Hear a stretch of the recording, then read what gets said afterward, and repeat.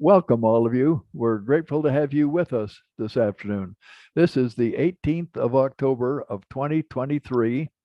It's 3 p.m. here in Utah time, Mountain Daylight Time, and I'm Don Snow. And our host today, as usual, is our president of our Utah Valley Technology and Genealogy Group, Gerhard Roof. And I just don't know what we'd do with this group without him. He's such a big help. We're going to be talking today about finding U.S. birth records. It turns out that there are many online websites now that will do that have birth certificates, birth records, sometimes even the certificates. And we'll talk a little bit about where you write if you need to get a certified copy. Um, but most genealogy applications don't need certified copies of birth records, but you might need it for other purposes, for one thing or another. And so we'll talk about that and about how you save it off, and I'll show you an illustration using the California Birth Index, which has my birth and my brother and my family and my kids and some of them that were born in California and so on. Anyway, we're glad to have you with us today. So we're talking about finding U.S. birth records. This is kind of a follow-on to our discussion last month, which was on documenting your own life, because you certainly need a birth certificate to indicate your own life so that your your descendants will know exactly what the details were, etc. All right, now here's what we're going to be looking at today. I'll show you the notes, and there are notes posted online and on my website now. And Gerhard has already put a PDF copy of those notes on the website on the Zoom link today, as well as a way to get to those on the Facebook link. And if you're watching this on Facebook Live or on Zoom Live, either one, and you want to make comments, there'll be ways that you can do that. All of you can sign up with no charge on this. These are all free, these classes. You can sign up on Zoom to watch it on Zoom, but you may be watching this months down the line. And if you are, then I'll be glad to try and answer questions. So you can email me then. But if you want to ask questions now, you can do it audibly or by typing in on Facebook. This is the stuff we're going to be talking about today, about birth records, the different kinds of records that there are, certified versus non-certified, and mostly non-certified is what we need, but sometimes you do need certified for various reasons. There are indexed or compiled records, and many people have compiled indices of different sorts of birth records, different locations, and they're online now, lots of them, so that you find new stuff all the time. So it's worthwhile to, if you can't find it now, check back in another few months, and you may be able to find it in an index in those days. Once you find something, then how do you save it? Either the website itself or do a screenshot of it. And then you got to name that file. Once you save it, you got to name it somehow so you can find what's in it, and so that you can find it on your computer. Because if you have it on your computer and it's lost without the right name, it's not going to do you much good. And we'll look at some examples using the program called Everything, which is many of you have heard me talk about this before because it's an extremely popular program. The class notes are stored on this website, UVTAGG, that's Utah Valley Technology and Genealogy Group.org. And then under classes and so on, the details are there. You can get to it just by going to the uvtag.org webpage and looking under resources as well. That has the notes and it has the links, and it also has the recent videos or links to how you see the watch all the recent videos. Most of my classes, Gerhard records them and they're online. They're on YouTube and on Facebook. Facebook for only a couple of 3 months, but on our YouTube channel after that. We're going to be looking at some demos on here, and this is the sort of demos that we're going to be dealing with. Now, let me shift gears for a minute here and go through the notes and show you what the notes look like. Let's see, I'm going to hold down the Alt key while I hit Tab and go to the notes, which are not that page, this page. there's the notes. Now, that's my Dawn Snow's class notes page. That's where the link takes you to. And if you scroll down a little bit, you'll find classes coming up. And here's today's class on using finding U.S. Birth records. Much of this works for out of the U.S. as well, but our concentration today is just here in the United States. I've decided that next month in November, I'm going to talk about death records because that's another part that's extremely important. You won't have a death record for you yet, but you're liable to be looking for one for your kids or for somebody else that that you know of. Now, if you click on that, that's a link there. It takes you to this page. I've already clicked on the link, and so this is the link that shows you the notes for today's class, Finding U.S. Birth Records. There's an abstract there at the top, and if you read through that abstract, it tells you what we're looking at today and the information about it. Points out that there are certified records, but that mostly we don't need certified records usually for genealogy stuff. Though I will state that in one case I did need them for genealogy stuff. To get my dad was a dentist in Los Angeles. He was from St. George, Utah, but after the First World War, he went to St. George or to Los Angeles to go to dental school at USC, University of Southern California. They would not give me a copy of his transcript of all the classes and so on that he had taken without me sending them a certified death certificate from him and a certified birth certificate of me as his son. So that was a genealogy use that where I needed certified copies to them. Then they sent me his complete transcript of all the classes he'd taken and so on. So there may be occasions where you'll need it. You also need to keep in mind that on the original record, like on the original certificate, there may be more information than has been extracted and compiled into the compilation or the index itself. And so it's worthwhile to keep that in mind. Anyway, there's information in that about in the abstract there. There's a welcome and an introduction, and there's my email address if you want to email me later. If you're looking at this 6 months downstream and you got a question, I'll be glad to try and answer it. Just email me at that address. And by the way, if you're watching this on YouTube or Zoom, we'd be interested to know where you're from, what part of the world you're watching this from. Then there's a couple of hints and tips that I put on here because they're not well known, but they're very helpful in they're just Windows tips. That item 3, and then item 4 says, what's today's problem? Today's problem is that we're looking for birth records and in the United States. Then there's information about birth records themselves. That's this long group of several different items in here about the records. There's some great articles on birth records in the Research Wiki. The Research Wiki is on Family Search. Click on search, the word search up at the top on Family Search. Go down to where it says Research Wiki and click on that. And then if you type in something like, if you're looking for birth records, type in birth records, or if you're looking for Utah birth records, type in Utah birth records or something else like that. The link that I've got there, that's the link that is on there, takes you to an article on birth records.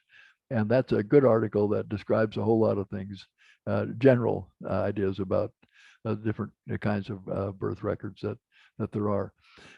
Birth records, the certified ones are mostly from the government agencies. And they started in most cases in the United States.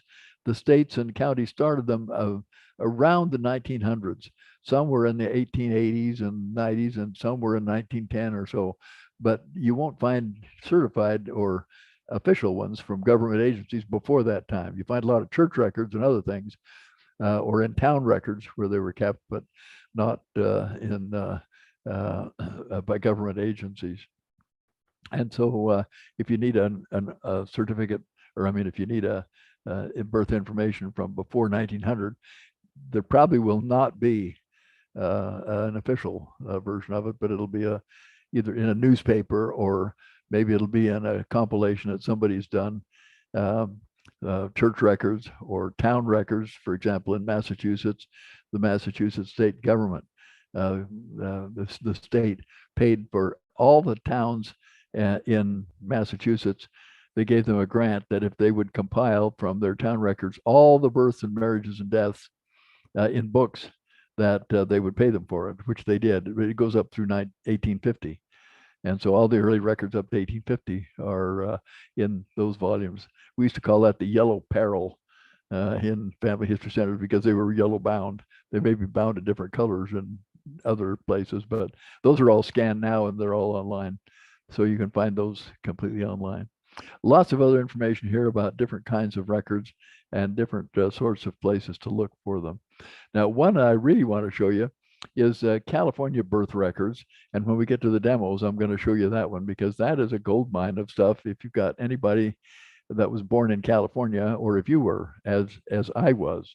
And so we'll come back and look at that a little bit later on. But there's lots of different sorts of things here of places to look for different sorts of records. Once you find the records, then what do you do with it? How do you save a copy, or what do you do? And I've got some suggestions here. A program that I use, and you've heard me talk about this before, is Fast Stone Capture. That's the name of the program. That's a program that's item number 16 on there on the notes. That's a program that will do screenshots. It'll even do a scrolling window. So if you wanted to do, for example, all these notes that you're looking at today take up more than one page, they scroll down. You can start at the top, and this program will actually pick up that whole scrolling window of all of the whole thing. And I use that on a regular basis. I also save off websites, and in several cases, I'll show you today if I get time to and think about it, websites that I've looked at that have information on birth records, that I saved the whole website, the whole page of it on there. Once you get it saved, you got to give it a name on a file so that on your computer you can find it again. If you don't name it something that's going to be helpful, you might just as well not downloaded it because you can't find it later. So you want to give it a name, and I've got a naming system here, which I've developed over the years, which I've found very helpful. And I use it on anytime I find a new record. I use this naming system so that it is easy to find later and makes things sort in order, and with so you can find exactly what you're looking for. And then there's some conclusions down here at the end about start with yourself and your parents and ancestors and your kids, and gather up the information about those documents first so that your descendants will have access to a good share of the stuff itself. And of course, you can apply this to any of your ancestors later on. And it's a major project, trying to document your own life or an ancestor's life. And so don't think you got to do everything all at once. The last comment there is start small and don't try to do everything all at once. And a statement I remember I heard years and years ago, which has been very helpful to me over the years: small deeds done are better than great deeds planned. And so if you do something, it's better than just thinking about it and saying, yeah, I'm going to go back and do that later on. Now, that's a quick run through of the information on here. Now, the next thing that I want to do is do some demos. And I showed you that screenshot. It was only here for just a minute ago of the demos. Well, let me see if I can go back to it and show you what it's going to be, and then we'll actually do the demos here. Let's see, Alt-Tab, and that was right here. These are the things I want to demo. How to find things online, and Google is always a good place to start. But if you find the information on Family Search, and remember that Family Search, sponsored by the Church of Jesus Christ of Latter-day Saints, has millions of records of names and birth information and all this stuff. If you can find it on there, it's easier to use because you can automatically attach it to the individual You can do a screenshot and save it to your own computer, but you can also attach it right there to the person in Family Search, so that others can benefit from your research as well.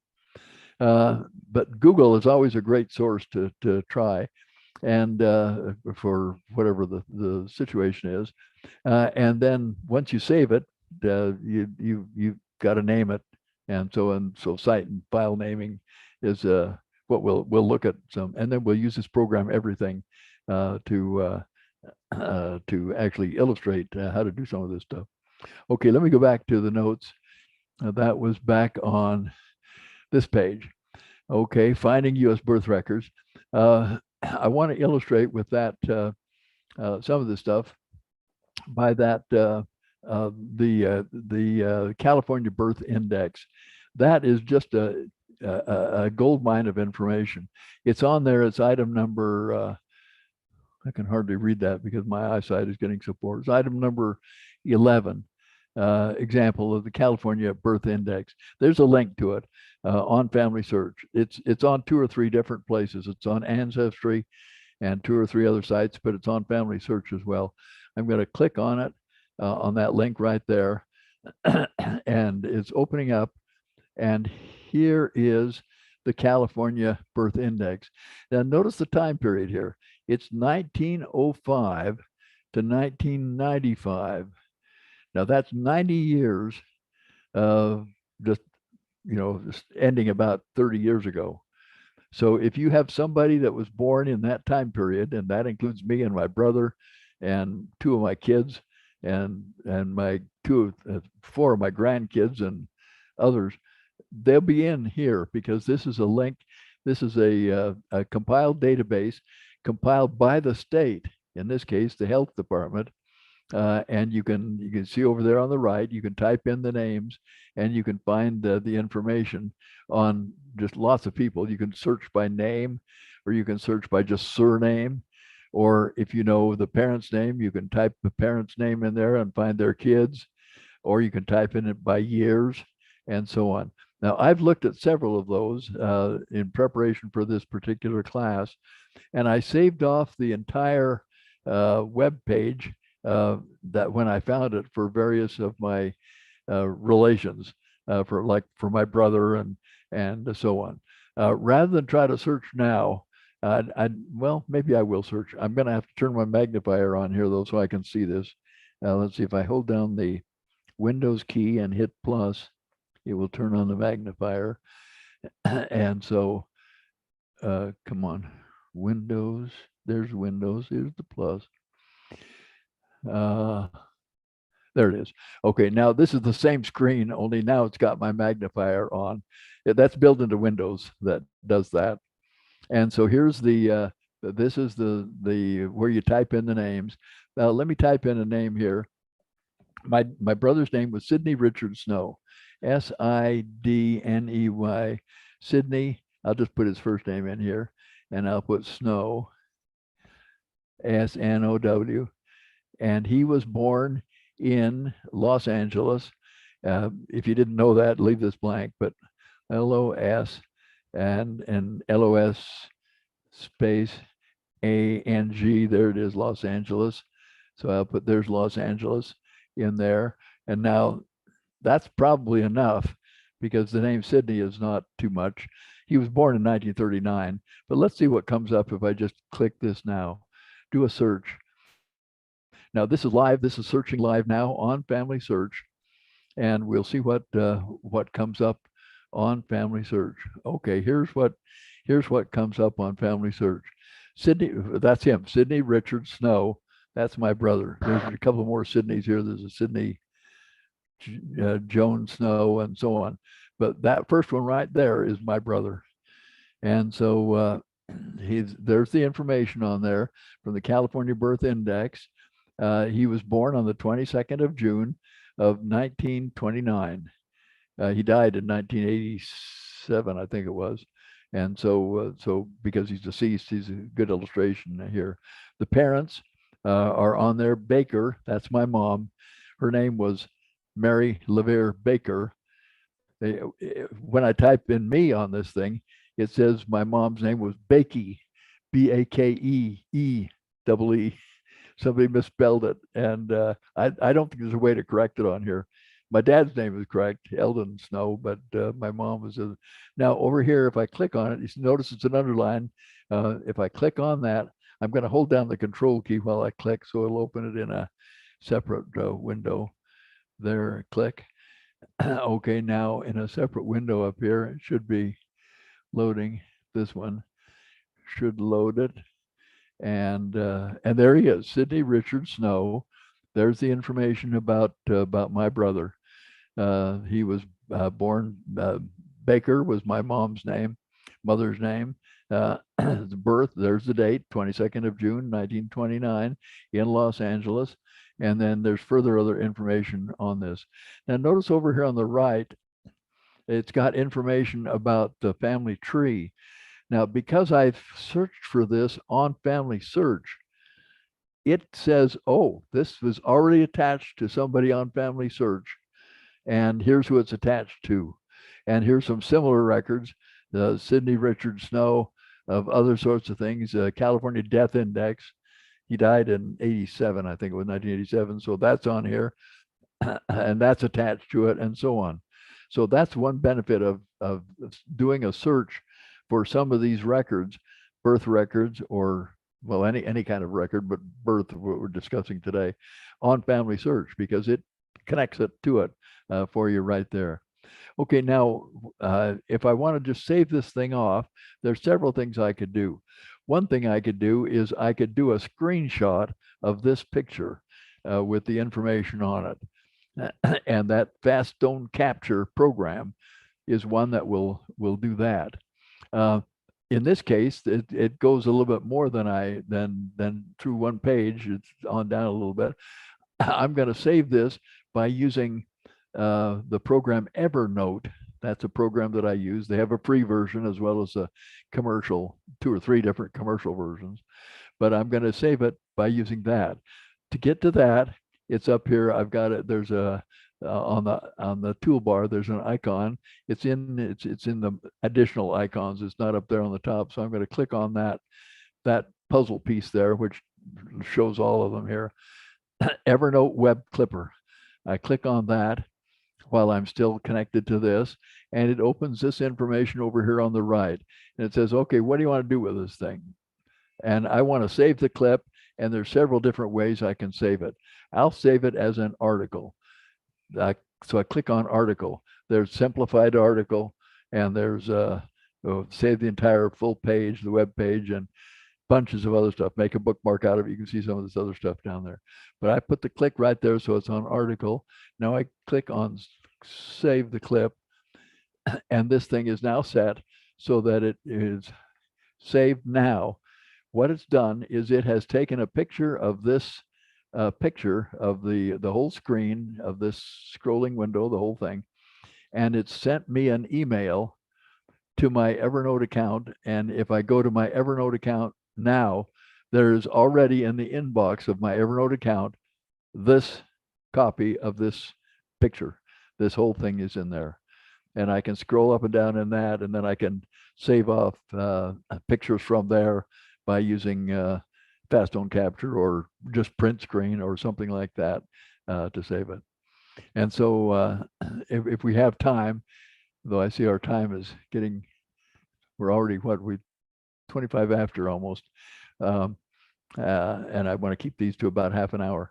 So I probably won't take time to show you, but that's now on my computer. It's gone down to California, this copy. It went down on the internet, down to San Jose, California, where the Evernote office is, and it sent it back to me on the internet, and it's on my Evernote file.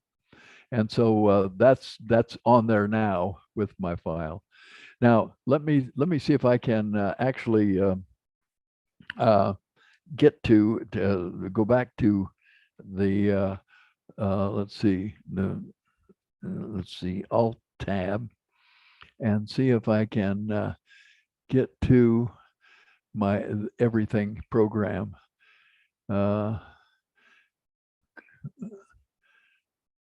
Is this everything? No. Here's everything. Okay, now this is the program called Everything. There's a link on there on your handout to this program. This program is an extremely helpful program, and I use this several times every day. What it does is it's free. There's a link as to where you can download it.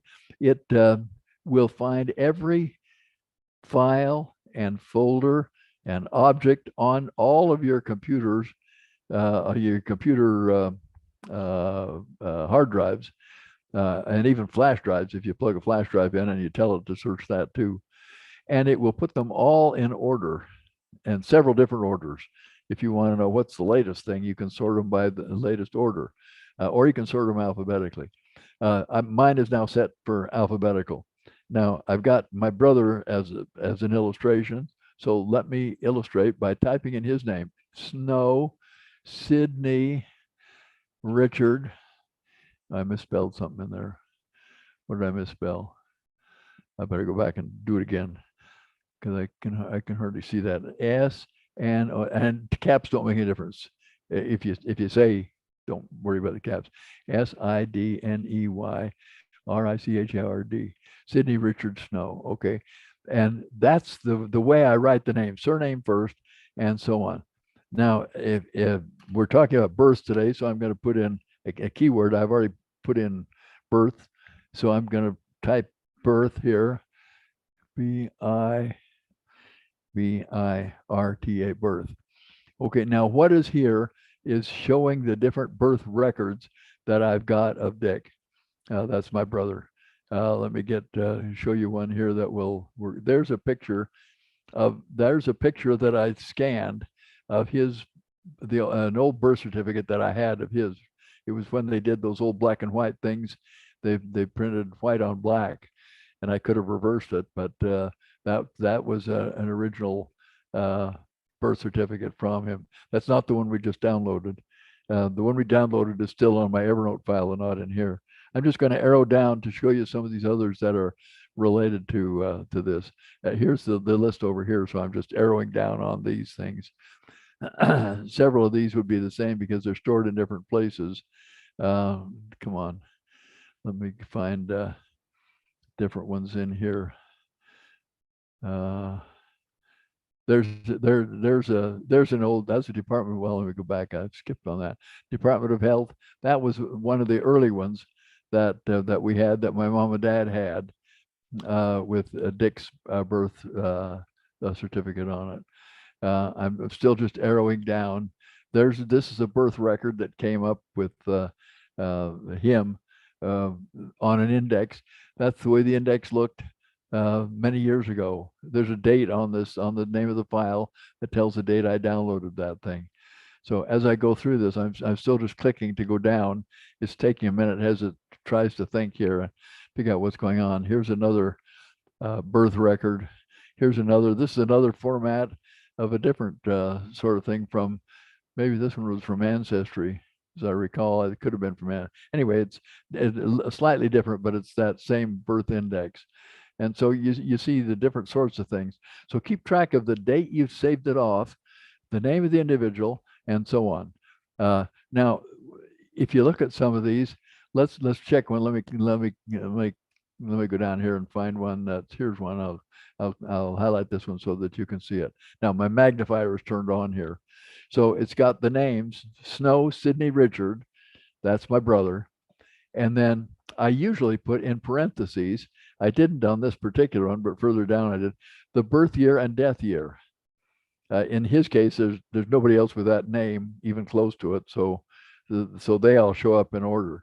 But in my case, my son was named Don Jr., and so I put 1931 for me in there, 1931 dash, and no death date yet.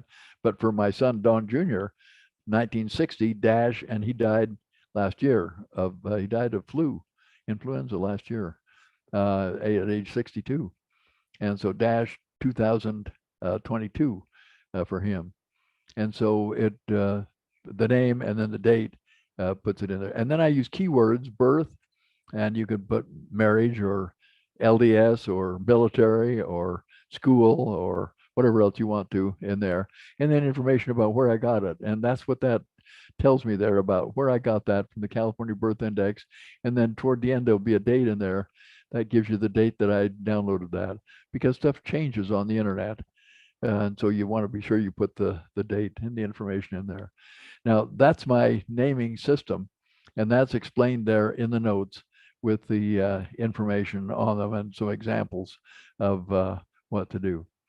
So that gives you, and I see our time is up, so I need to finish up here. That gives you some ideas of what's available and how to do it. Let me go back to the let's see. This is okay. Now I'll turn my magnifier off so that you can see it. Let's see, a Windows escape. We'll turn it off. Okay, so we've looked at some demos about how to find online and start with something like Family Search and Google and so on to find the indexes or the examples. And sometimes even the original records are on there.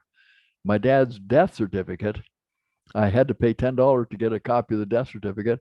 I discovered about a year or two ago that the death certificates themselves are online. They're not indexed, but they're online. And I found it quite by accident by browsing through something.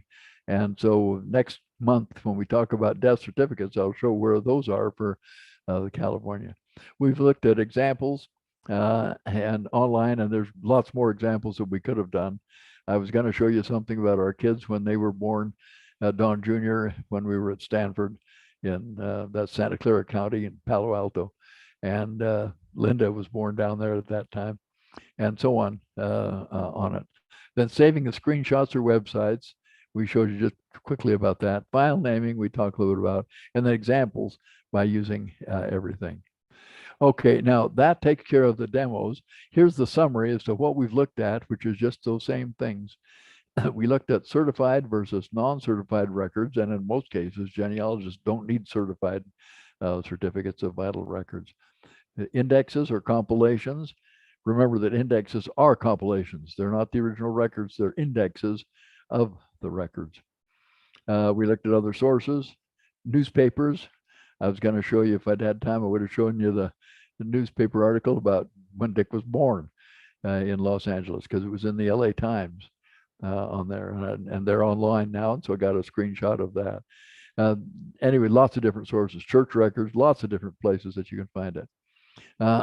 We looked at saving copies of them, either screenshots or in some cases websites, the whole thing, and then file naming, and then what you can do with it. Now, we're over time, and I don't want to keep you long, but are there questions or comments that any of you might have? And if you do, just unmute your mic. Or Gerhard, are there any questions or comments from Facebook? And if any of you have on Zoom, okay. We had, whoops.